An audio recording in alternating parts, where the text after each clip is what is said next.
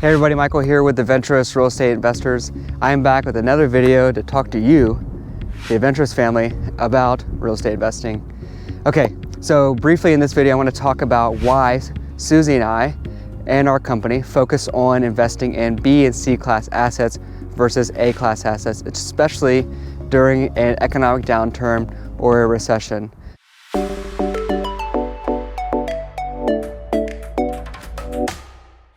So as prices continue to go up, as inflation continues to go up as well, people are going to start pinching more pennies, right? They're going to start spending less. They're going to start looking for ways to save money. And one of those ways is that they could be looking for ways to save money on their housing. And so in an economic downturn, people who live in housing are not going to move out of their house into a more expensive A-class property, right? They're going to go into something maybe a B or B plus asset.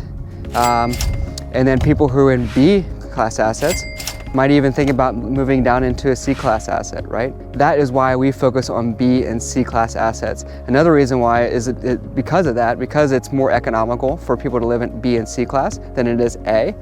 You have higher occupancy rates in B and C class assets versus A class, right?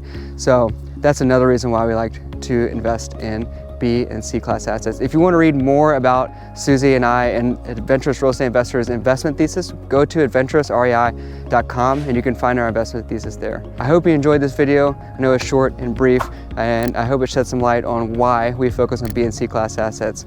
So until next time, explore more, adventure awaits.